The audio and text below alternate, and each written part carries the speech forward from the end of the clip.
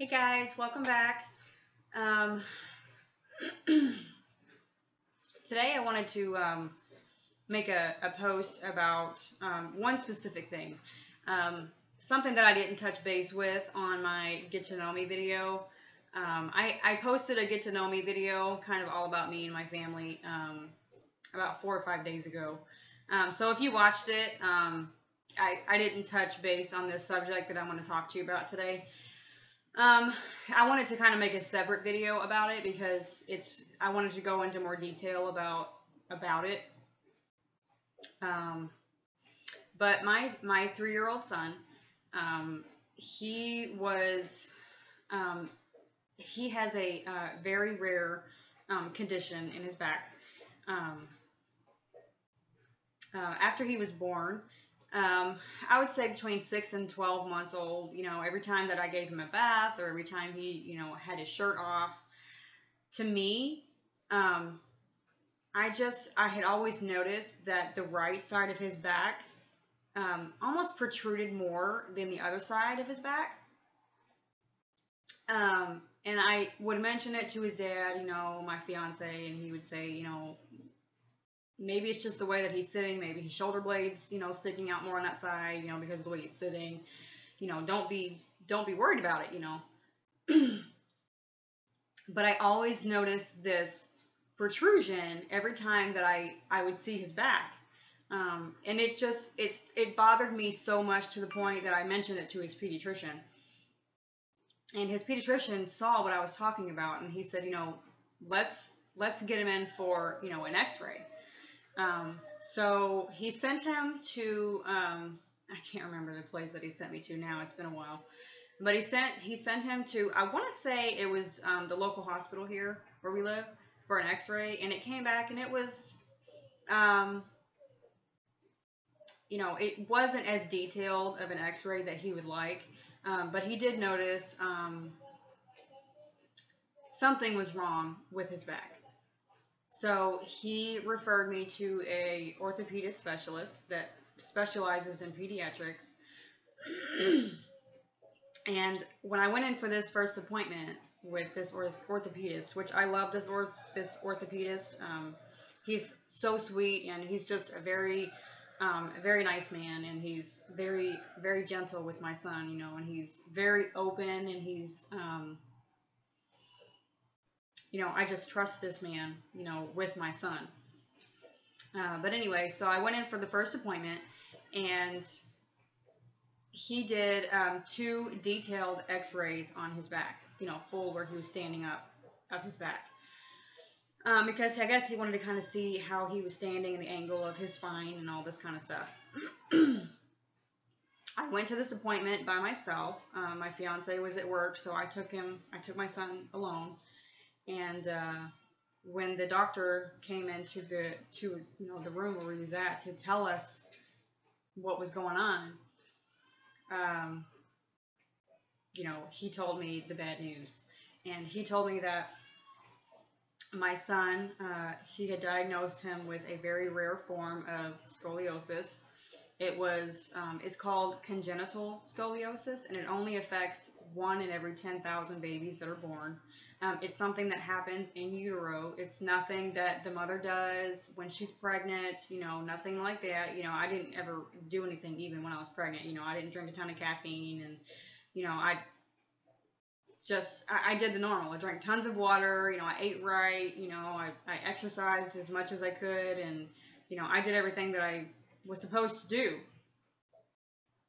So it was nothing that I did to cause this. He was one of the unfortunate to be affected by this. And congenital scoliosis is just basically what's wrong with his back is there's parts of his spine, there's a piece of his spine basically that did not develop at all when he was in my belly. So, the way that his back is it's trying to compensate for the piece that is missing. So it's trying to arch a little bit like this.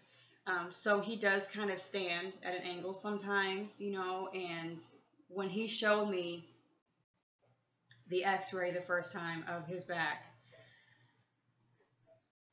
you guys, I lost it. I completely lost it, because my son, you know, he's the sweetest little boy. Excuse me. This is a very sore subject for me to talk about, because, you know, as a mother, when you see anything wrong with your child, it's heartbreaking. You know, because you want the very best for your kids, and when they're diagnosed with a disease, or when they're diagnosed with cancer, or anything that can affect or hinder their life as they grow up, you know, it's very sad, because you only want the best for your kids. Sorry. But, you know, his doctor was very honest with me, and he said,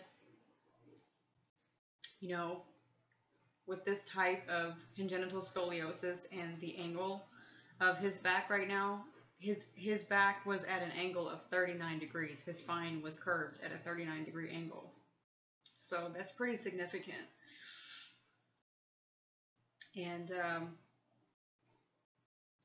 he told me, he said, to be honest with you, there is a very good chance that he will have to have surgery to fix this. And he said we probably have to cut a piece of his spine out and put a rod in to help him stand up straight. And, you know, where they have to go into his back, it's very close to the spine. It's the spinal cord. You know, so there's always a chance that something could go wrong and he could be paralyzed for life. You know, and my son, he loves to run, he loves to play, he loves to go outside. You know, and to think about my son not being able to do those things, or being able to stand up straight when he gets older, because this back disorder that he has, it gets worse as they get older. Most cases they do. And he said, sorry. He said right now he just wants to watch it. You know, he doesn't want to try to put him in a brace, because that'd be just more torture for him than actual beneficial. And you know, it's something that we're monitoring right now, and he goes in every 5 to 6 months to get more x-rays. And after that first initial x-ray that he was diagnosed with this congenital scoliosis, he wanted to send him for a more detailed scan. So he set him up for a sedated MRI of his back. And he goes to Nemours. I don't know if you all have Nemours where you are, but I love Nemours. They specialize in children, and they're so wonderful. They're wonderful with kids. But he sent him to a bigger Nemours hospital here in Florida to have that done. And that was heartbreaking too, because I was pregnant with my daughter, my 1-year-old at that time, and I wasn't able to be in the room with him when they put him under anesthesia, you know, so that was hard too, you know, because my boy was going under anesthesia for the first time, and he was being put to sleep, you know, and so I really wanted to be in there with him, but I couldn't. So luckily my fiance was able to take that day off, and he came with me, and he went in the room with him to be with him while he had the scan.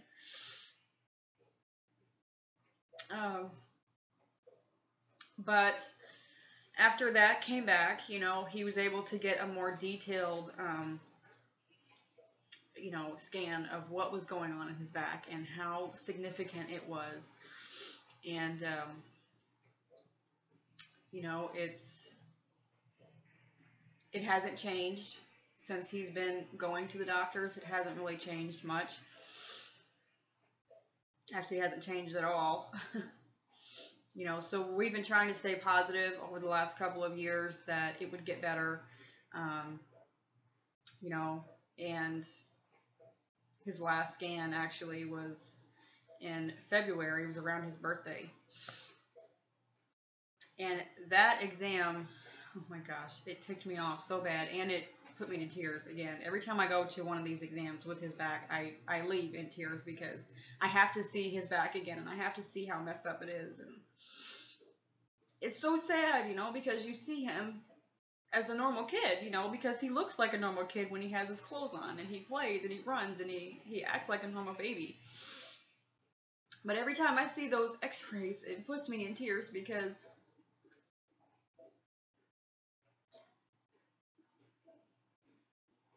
that's your baby. That's the baby that grew inside of you when you gave birth to this child, and you love them so much, and you want the best ever for your child. You want them to be healthy, and you want them to be able to have a normal life and not have to worry about having, anything wrong with them as they get older. And this is one of those things, that definitely hurts as a parent. And anyone out there that's watching, right now that has a child with a disability or with cancer or anything going on with your child, it's so hard to see your child go through anything that makes them suffer or could make them suffer later on in life. But his doctor told us, every time we go in that he just wants to monitor it. Because yes, it's not getting better. That's what we're always hoping for. But it's not getting worse. If it starts to get worse, that's when more drastic measures would need to be taken. But right now, we're just monitoring it. And, as far as we know, he's not in any kind of pain. But the last exam that we went to, he had the x-ray, and, his doctor came back in, and I guess it was one of the nurses or the x-ray tech or something like that, but they put in there on his previous exam that his back had changed a little bit. It went down to, what was it? I want to say they put it at an angle of 29 degrees. So for 5 months, we're thinking that it was getting better, and then we went in for the last exam that we had recently, and it showed that it was an error on their part, and a typo, and it wasn't better. It was still the same. So there was still a chance that he, the possibility of surgery is still there. And I think every time we go in there, that's what is so heartbreaking for me, because I can't even imagine my 3-year-old son having his back cut open and pieces of his spine cut out and rods put in his back, and then months of recovery, and him not being able to get up and play and say, "Mommy, I'm in pain." I don't want to see him go through that. I have had 2 major operations in my life for stomach issues. I have Crohn's disease, so I know what that's like to be bedridden, especially as a child. I had my first operation when I was just a baby, and then excuse me. And then I had my second operation when I was 12. So it was hard for me then, being a kid and not being able to get up and do what I wanted to do as a kid, because I had to be bedridden with stitches and a huge, scar on my side. I still have it today, and it's still pretty prominent, it's still there, obviously, but, they had to break 2 of my ribs on this side to open me up that way, when I was 12. So, it's, and I had an epidural on my back when I woke up, and I had a chest tube, and I had, all these wires going, and, it was just a lot, especially for my mom. I remember her telling me how, you know, how heartbreaking it was for her to see me go through that, you know, and I don't want my son to go through that. And, you know, every time that I give him a bath or every time he's running around without his shirt on, you know, I see it. I see the protrusion, and I know what's going on inside of his body. And his doctor has told us, you know, it tends to get worse as adolescent age comes about. And, you know, the last time that we were in the, you know, his office, we flat out asked him, what would you do if this was your child? And he said, I would leave it alone. So we trust this man, you know, he's very open and honest, but he's very gentle with my son. You know, he treats him like he's his own child, which helps, you know, and so it's something that we're watching right now. But, you know, the possibility of him having to go through an operation, you know, still stands. And every time we go to the doctors, I just hope and pray as we're leaving that, you know, we'll get good news this time. But it never turns out to be what I hope for. But yes, the more he gets older, the more that he's going to want to monitor him. Because as they hit adolescent age is when things really start to pick up, especially in this disorder. They see more turning and curving and the kid turning this way with their bodies, and you know, so that's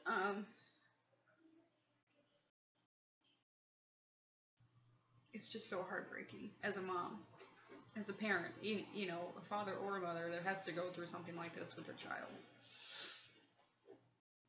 You know, so that is basically where we're at with my little 3-year-old boy. He's the sweetest thing ever, you know. He's going through a I don't know if it's a jealousy phase with his sister or whatnot, but he he doesn't try to play nice with her a lot of times. He tends to, you know, overpower her and push her down and take her toys away. So I don't know what's going on there, but you know, she's 1 now, so he's had a year to get used to her being around, and he's still not there yet. So we're working on that with him, but you know, I try my best every day to keep him happy and laughing and giving him, I don't want to say giving him everything he wants, because I'm trying not to make a completely spoiled child here that gets everything they want under the sun. But because we want to, as the kids grow up, we want them to know the value of things and to earn what they have, you know. But I do try to get him out of the house when I can. You know, I take him to the zoo. He loves going there, and they have this really cool water park at the Brevard Zoo here in Florida. It's got 2 kid pools. One's a little bit deeper than the other side. One is for like toddler age, you know, so it only comes up to like the middle of his lower legs, you know. And so he loves it there, you know. He plays and he tries to make friends, you know. And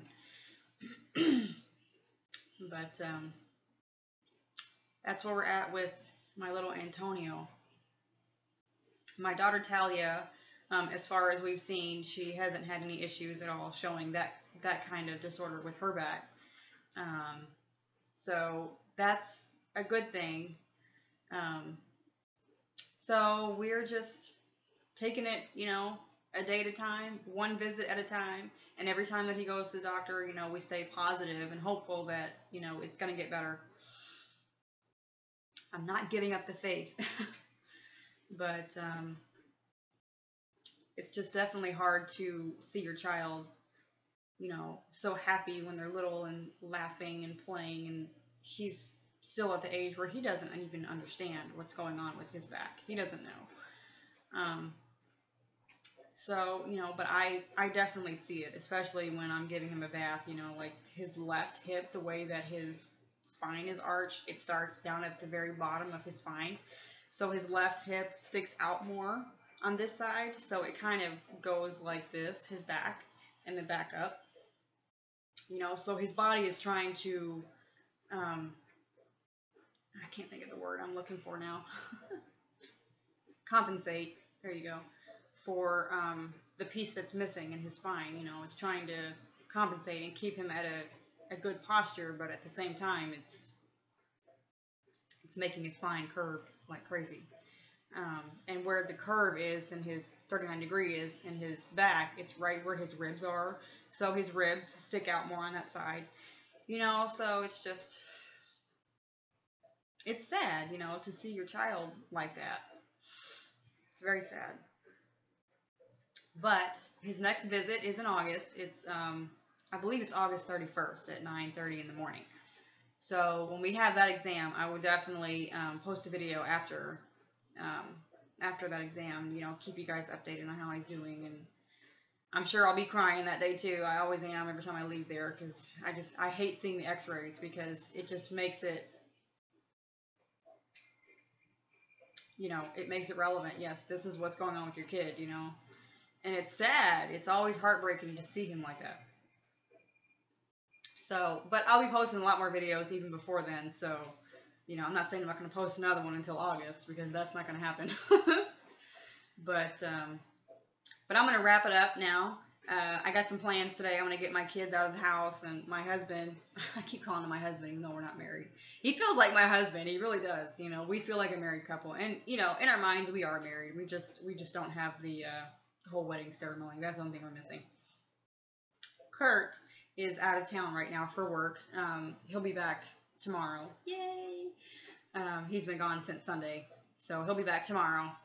So I'm going to get the kids out of the house today, and I'm probably going to go see Kurt's mom, and visit with her and let her visit with her grandbabies. And, I don't know what we're going to do after that, but and then I got to come home and